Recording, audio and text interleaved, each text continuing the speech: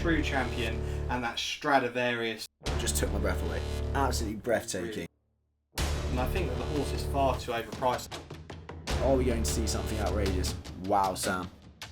And you can't deny Jackie's a real superstar. Everyone knows the Supremacy wins the Commonwealth Cup. Everyone who is watching.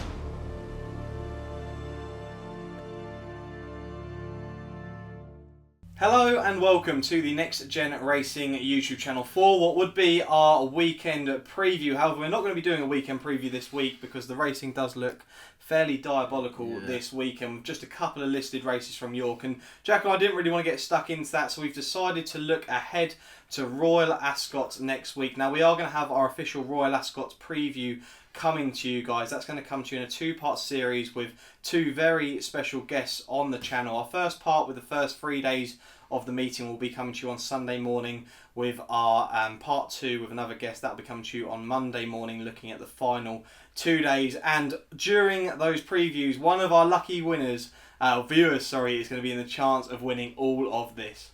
To celebrate the Next Gen Racing channel hitting over 500 subscribers earlier this year, we are giving you the chance to win this insane giveaway during our Royal Ascot previews.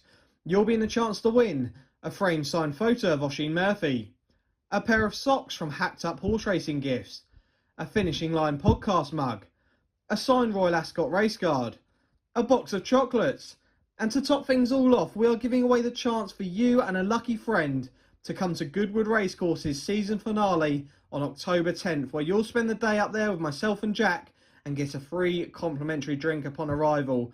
This is a giveaway not to be missed, and it will go to just one lucky winner in what can only be described as a horse racing survival package. Details on how to enter will be revealed on Sunday and Monday's video, and the competition will only be open to over 18s. Now back to Sam and Jack in the studio.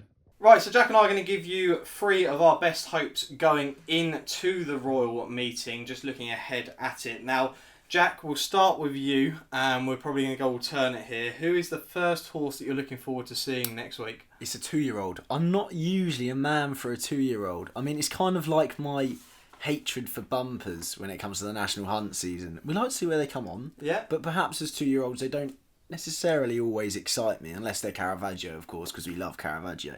But anyway, it's Masito, who's 7-1 in the Coventry, trained by Donnacha O'Brien. Unfortunately, he's not by Caravaggio, as I'd love him to be, but he made up some nice ground on debut to win. And what I really liked more than anything was he was quite green. In the last 50 yards was only when he decided to put his neck down and won quite comfortably in the end. I think it was a shade cosy. I mean, I think it was a neck in the end, but as soon as he put his neck down, he responded really nicely. Next time out in the Group 3 at the Curragh, which is the Marble Hill, he didn't really like the ground at all, didn't get the nicest of runs, about a furlong and a half out, but again stayed on really nicely down the outside, was 2 lengths behind Castle Hill that day. But I think going on to the Coventry, Donnacha said after his debut that this is going to be the plan. I think 7-1's an okay price to try and reverse that form. Okay, I'm going to just match you. I'm going to mention my first one, which is a 2-year-old. I've got a 2-year-old, 3-year-old and an older horse. I'll kick off with my 2-year-old, which is a horse of Clive Cox's. Now, I know that you probably think there's going to be a Clive Cox horse winning during the Royal meeting. We know that you're a big fan of that horse, and you'll probably give him a mention in a second. But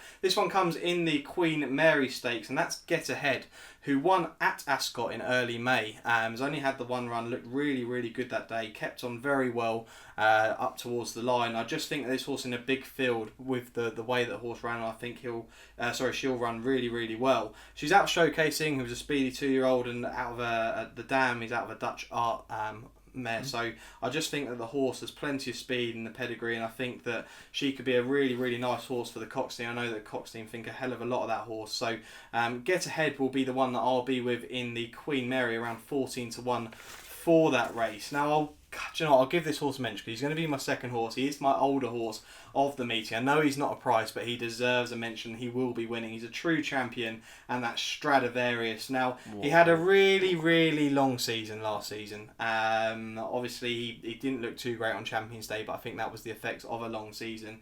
But he's probably going to get the ideal ground that he wants next week, looking at how the weather is at the moment.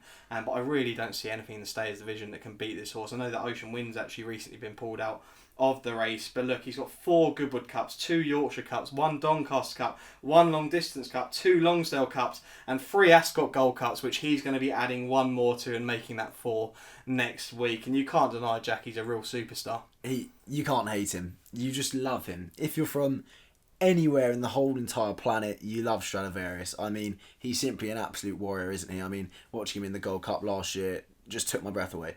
Absolutely breathtaking. Really I mean, Neafro was 25 lengths back in second, but it really was just scintillating. If we see anything like that, then who knows what he's going to... The one thing with me with Stradivarius is, you say the ideal ground.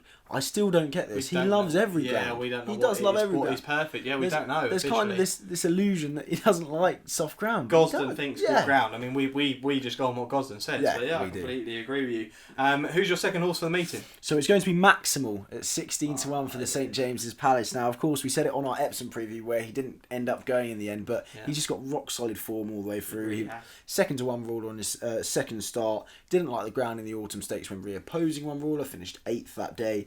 Of course, this year, second to Hurricane Lane. Let's look at that form. That was over a mile and 2. Then finished second at Chester. But I think dropping back to a mile would be perfect. I mean, again, especially in the Hurricane Lane race, it was run at quite a slow pace. The finishing speed was at 115%. Now, we did have someone, it was Tom Leach, in fact. So, Tom, thank you for asking the question about the definition of finishing speed, because I do love to talk about finishing speed. Now, it's a way of measuring the pace of the race. Now, if you want the formula for it, then you can calculate the average speed of the final 3 furlongs, divide that by the average speed of the whole race, and then times it by 100. So really, anything over 100% means they're finishing quickly at the line. Anything under it usually means they've gone quite fast early doors. Sometimes it differs for different tracks. Of course, like Epsom, like we had, it's a bit of an easier finish. So if it's a par race, they usually finish at about 106% finishing speed, because some courses are different. But that is what finishing speed is anyway. But Maximal, he's 16-1, as we said. He was second to Hurricane Lane when they were hitting the line strong. I think the drop back to a mile will be perfect. He's also got an entry in the Sussex Stakes, so they must think an awful lot of him. I think he's just bumped into one too many a lot of times with Run Ruler, Hurricane Lane, and I think he's got a cracking chance at 16-1 if he goes there. Right, okay, yeah, Maximal, a horse that Jack and I are both very, very fond of. And my 3-year-old for the meeting, now this horse here I've actually been a big fan of. I actually mentioned it after the 1,000 guineas, and that's alcohol free in the Coronation Stakes. And we're probably going to find out a little bit more about this horse on our Royal Ascot preview, and we'll give a bit of a clue away in a second. But the horse around 12-1 for this race. The horse actually travelled like the winner of the 1,000 guineas, travelled really, really strongly. And I think at Ascot you need a horse who travels like that. I think as soon as that race was over, I think Oshin and Andrew Balding both immediately went, this horse needs to go straight to the Coronation. I think there's been a bit of a plan for this horse, and I think that the horse is far too overpriced. I know you've got some decent horses from the Guineas in there, but I just think the way this horse travelled, I think coming down that straight at Ascot, I think this horse will go very, very nicely. I think 12-1 is far too big, so it'll be Coronation. In the Coronation Stakes, to be alcohol free for myself. Now, Jack, you're going to probably mention 2 horses here, because I already know that you're going to give a mention to a horse that the Clive Cox horse that I mentioned earlier. Who is your 3rd horse? So my 3rd, I'm going to be opposing you in the Coronation Stakes, and it's awesome. I think so far my best bet of the week. I think this is the best chance I've got of the week. Ooh. And it's Primo Baccio at 11-2. Like, you've heard me bang on about Primo Baccio for way too long. I mean, she didn't really give too much of a good campaign last year as a 2-year-old, but then in the Fred Darling, she was flying home on the far side. Didn't get the clearest of runs as well, two furlongs out, but she finished actually the joint fastest 3 furlong time with Vadream. You know how much I love Vadream in the 1,000 guineas. Alcohol free made that form look great. So did the statement as well, who was there, who didn't run the greatest race, but I think she gave her a good account and whatnot. But I mean, she travelled like a dream at York when Andrea Azzini gave her an absolute screamer, and she was staying on so strongly at the line when she won there. I mean, she beat Creative Flair and Snow Lantern and made them look like pretty average horses. I think 11-2 is a decent price. I'm not too sure if alcohol free is going to stay out the mile. I think she had every chance in the 1,000 guineas, but I think Primo Baccio looks rock solid for the Coronation. Okay, did you want to mention the horse that we all know you're going to mention?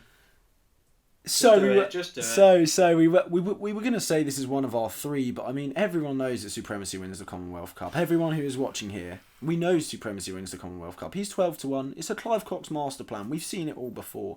We're gonna tempt you in. He didn't run very well. What was the problem? We don't really know. Something to do with his blood cell count. But does he bounce back? Boy, he bounces back. Are we going to see something outrageous? Wow, Sam. Yeah, we are. Wow. This is such a bold statement. I love the fact you've kept by the horse. I mean, most people, after that run, would probably have given up on a horse like that, but you've kept by it. I mean, fair play, and I look forward to hearing sort of your thoughts on the actual Royal Ascot preview we're going to have, and that is what I'm going to lead into now. So we are going to have 2 very special guests. Like I say, for the first part of our video, day 1, 2 and 3, we're going to be joined by none other than the Finishing Line podcast. We love these guys. I mean, they're going to be a right laugh for this, but they're going to be previewing the first 3 days with us, and we're actually going to be live with them on Sunday night at 8 o'clock as well, so don't forget to catch that, because we're looking forward to going live with them. And like I said, alcohol free for the Coronation Stakes, and one man for our final 2-day preview is this man right here, a man who's a big fan of the channel. We're a big fan of him, and that's Oisin Murphy. He's going to have, he looks great, doesn't he? He really does. Beautiful. But he's going to be, most likely he's going to be aboard alcohol free, and he's also probably going to be aboard Starman as well, so we're going to get his thoughts on some of his rides for the meeting. Obviously at Cheltenham when we had him on, it was very difficult to get his opinion. He wasn't riding anything, but he could have some decent rides. He could have some rides in the handicaps potentially as well for the week, which he may be able to give a mention to you guys. So we're looking forward to having him on, and we're looking forward to bringing the giveaway and telling you how you can get involved in winning those fantastic prizes I showed you earlier in the video. But thanks for watching, and we will see you on Sunday morning.